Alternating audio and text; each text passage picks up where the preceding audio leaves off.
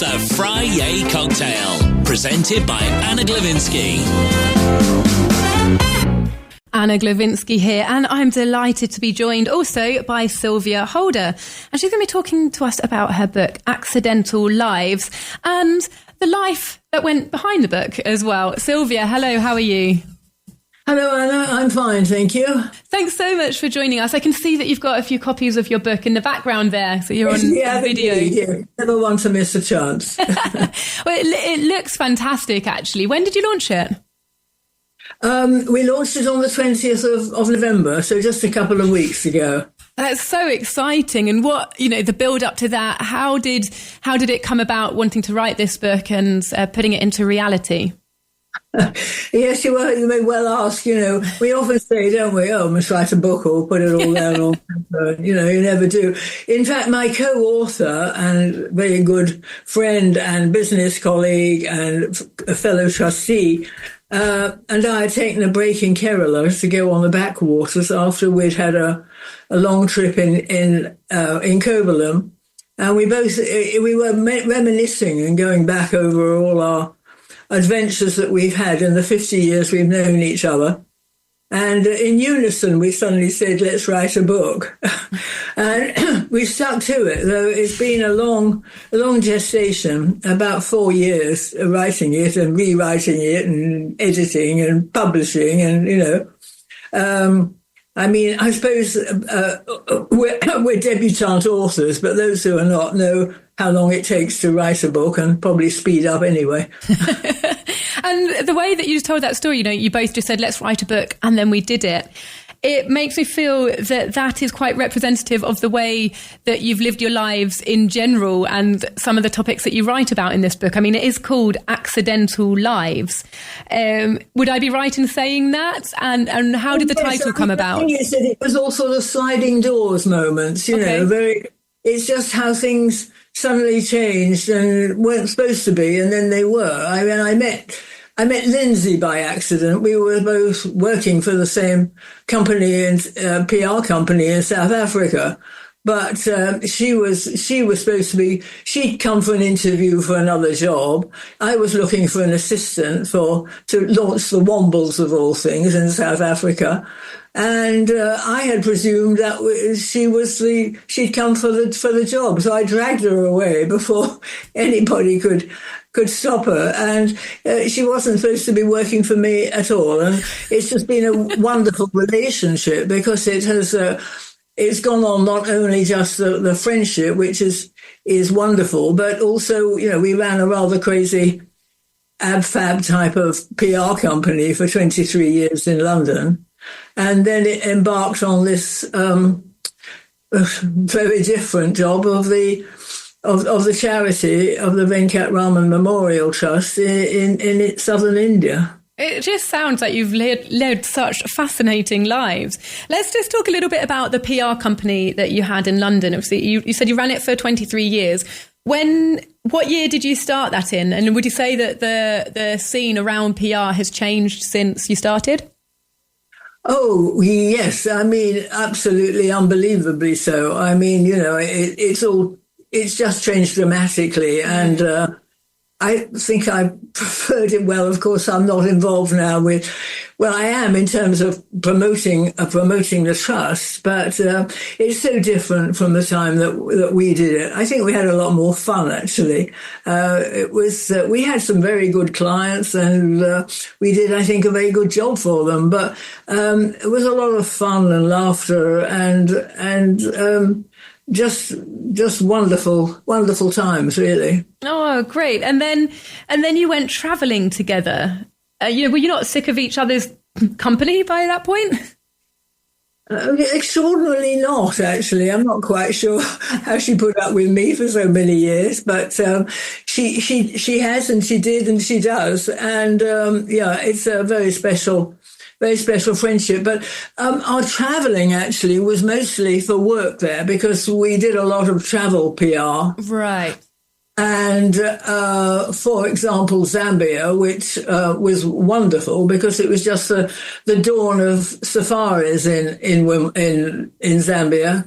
And we used to take, the top journalists who were very anxious to go on safari on many trips to these wonderful game parks in Zambia. And it's rather a nice way of earning a living, actually.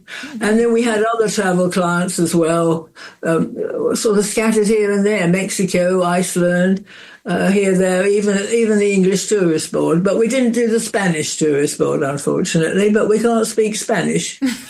Oh, well, fair enough. It sounds like you've covered most corners of the world as it is. And it must have given you like quite an insight into human life, how we live. Would you say that there are similarities that unite people all over the world? Or would you say that you are more starkly noticing differences in people?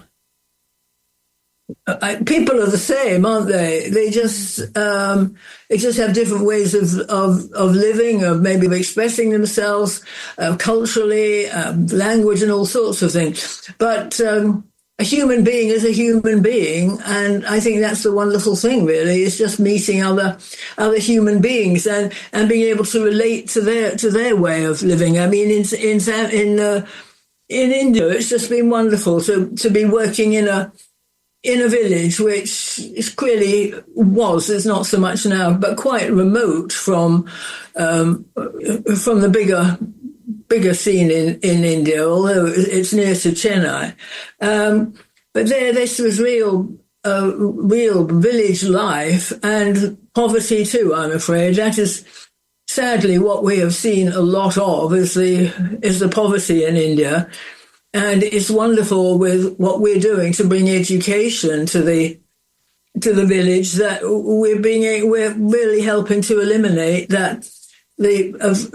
eliminate poverty, because it just goes on from generation to generation if you're not educated, and it is the only thing that can stamp it out. Well, you're bringing us right into the heart of your charity work. How did it all begin? You're in this South Indian fishing village, and you mentioned that it was inspired or triggered maybe by the impact of a young man's tragic death, as it says in the blurb. So can you, tell us a little bit about the beginnings? Right. Well, at the very, very beginning, this was many years ago, actually, when I was 50 at the time, so that's many years ago. And I was in India, in South India, near this village, but staying in a posh Taj hotel because I was there on business. And I had seen that there was this fishing village just along the beach. And so curiosity got the better of me. And I walked along because I thought it would just be nice to try to speak to the fishermen. Mm-hmm. But instead of which, I was accosted by this little boy, the dear little boy. He was 12 years old, very obviously extremely poor, but a delightful little boy. And he offered to take me around his village, which I thought would be wonderful, because you don't really get the chance if you only see the India that the tourists see or the business people see. And so off I went and was very struck by the friendly people, but horrified by the poverty. But particularly horrified because he told me that there was no free education after a very basic education in a primary school. And so he asked for help with his education.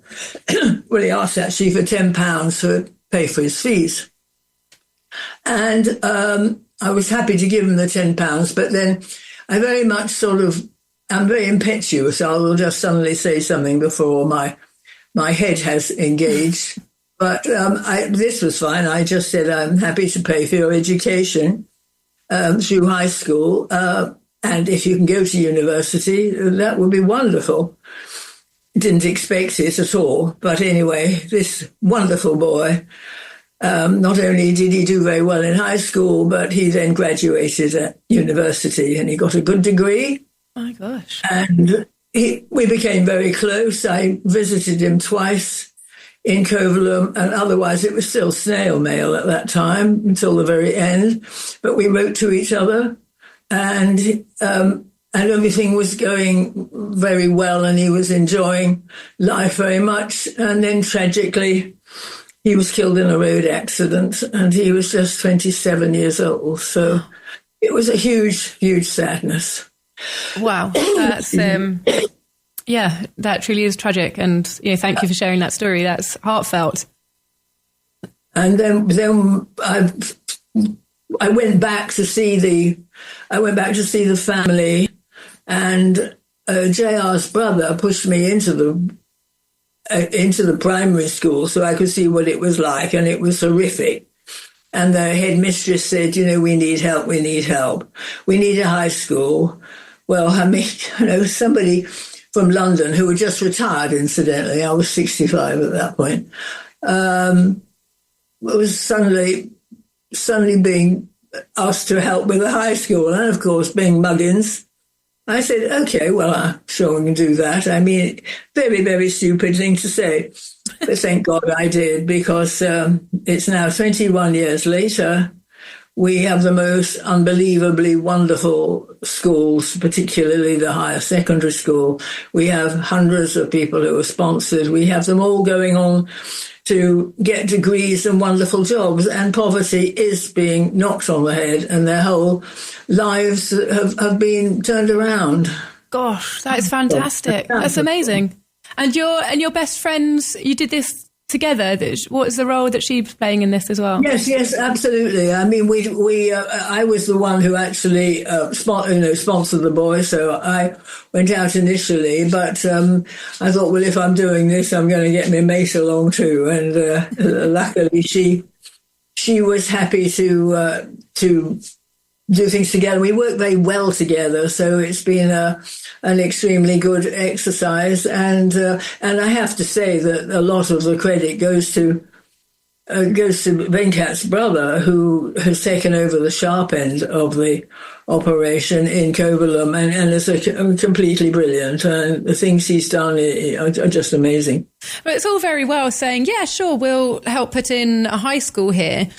But how on earth did you go about it? Where did you even start? Well, I suppose that our PR backup helps rather a lot, doesn't it? Yeah, okay. I think that you've just got to get, some coverage about it, which we were able to do, and we struck gold really with getting a double page spread in one of the very well read tabloid newspapers in their Saturday magazine. And it was just at the time of the tsunami, actually. And I thought, well, we're not going to get any help now, understandably, because the people will be helping for the tsunami, which was absolutely understandable. And I went to collect the posts at that time. I used to go to the sorting office. And there were 120 letters, and I was absolutely staggered.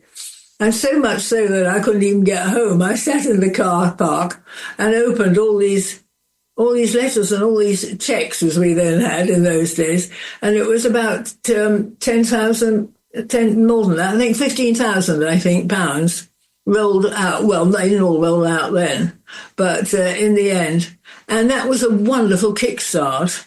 And then we've had wonderful kickstarts from individuals who have really sort of taken us as the charity of their choice and been extremely generous. And we have all our supporters are wonderful, completely wonderful. And then we've got all these sponsored kids. So the poorest kids in the village are sponsored by individuals, a lot of them from the UK, but from all over the world. Great. And so it's all been brilliant, and they're getting a lot of awards. And in fact, there are 8,000. Well, it's nearly 7,000. Sorry, nearly 7,000 higher secondary schools and high schools in the state of Tamil Nadu, which is where we are, and we're one of the top 10 schools. Wow. So, that is fantastic. We have progressed far. Could you give us maybe a personal anecdote of one of the kids that has gone through your school success story from the work of the charity? I mean, the school in itself being in the top 10 of 7,000 schools is a fantastic success story, but maybe one that's got a bit more of a human touch to it. Right. Well, there were two young sisters who were orphaned. Who were orphaned in the tsunami. They weren't in Chennai in Kovalam at the time, but they were along the coast, and they had a dreadful. They were 3 and 5 years old at that time. They had a terrible childhood, very poor, being sort of tossed from pillar to post. And they finally landed up with an older sister in Kovalam and were taken immediately by the school. And then they came under the wing of the Venkat Trust, and they've really done absolutely brilliantly. They were both sponsored. And now these two young girls are very young people. They're 22 and 25, I should say, something like that, 24. One is doing very well in the medical profession. She's not a doctor, but she's very high up in the medical world. Yeah. And the other one has just graduated with a first-class degree as a lawyer. And she is now training to be a barrister.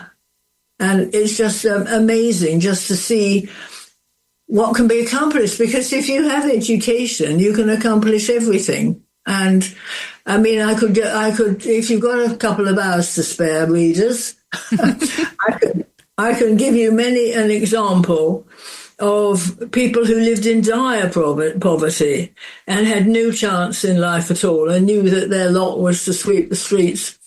And that poverty would just go on for their families and on and on. And it's not the case now. Now, of course, the parents are seeing the children do so well and build them decent homes and look after them, and so they don't have to scrimp and save. It's been a wonderful revelation, and it's the message I would like to put to the world, to realise that it is only education that can do it, I mean, they need to be fed the obvious basic things, but you need to teach them to be able to do things to earn good livings. And that is what is happening, not just a few of them, but hundreds of them.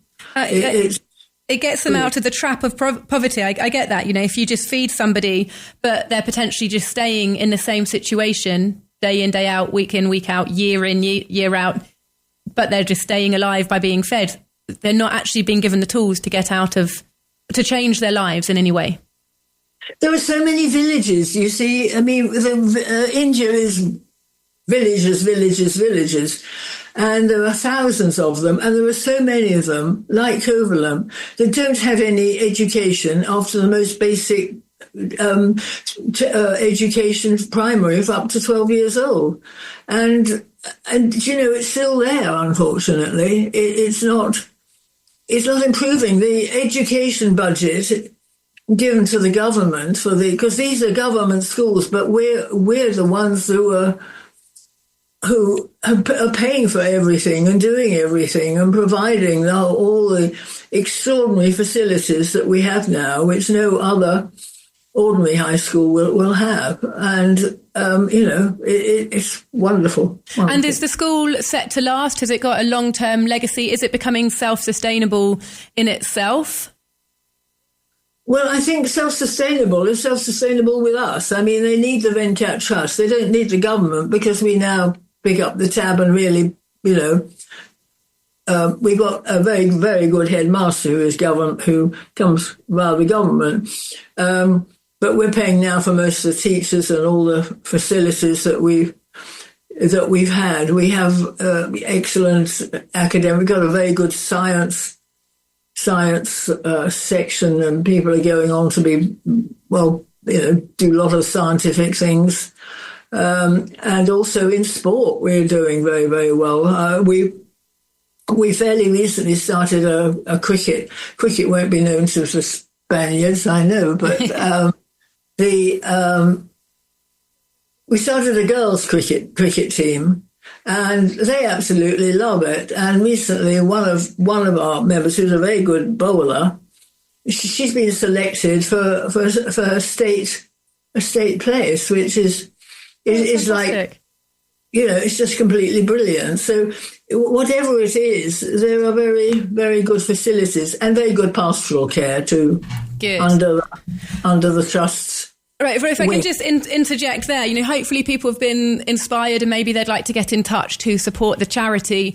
But we're here mostly to talk about your book. So can you just tell us a little bit more about what people can expect to find in your book as well? Why would it make a great Christmas present? Well, the book, this is it, so you recognise it. Okay, I'm looking at it. It's got a red cover there. Yes, and it's Accidental Lives, and it's how two intrepid women travelled the world, ran an unconventional PR company, and set up a charity in India. And the reason, obviously, more than anything, was because of the trust, and that features strongly.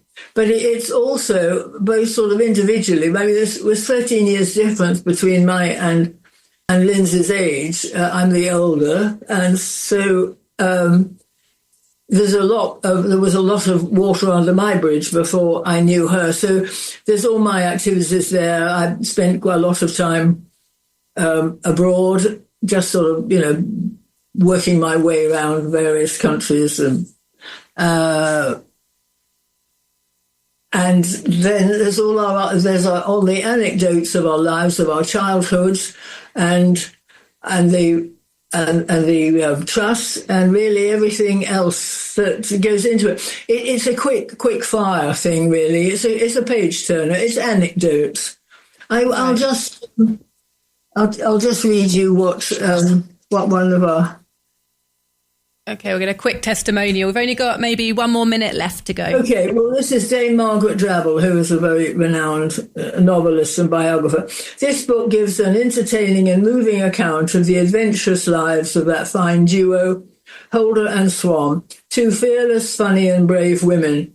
It's a story of friendship and enterprise and extraordinary generosity, of triumph over tragedy, with some amazing anecdotes and exhilarating sense of life lived to the full.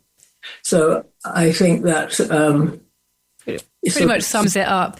Excellent. Yeah. Well, first of all, massively congratulations for getting the book out, and also just thank you for all the work that you've done. It's really inspiring and really humbling. So thank you. And if you've enjoyed... It's called Accidental Lives. And I think that it can be bought from our publisher, which is Black Spring Press Group. So if they look up Black Spring Press Group, it can be bought from them. Absolutely. And you could also find it on the Talk Radio Europe bookshop. So thank you, Sylvia. It's been an absolute pleasure to speak with you today, and best of luck with the book getting out there. Many people should be reading it. It's very nice to talk to you, Anna. Thank you for having me. Goodbye.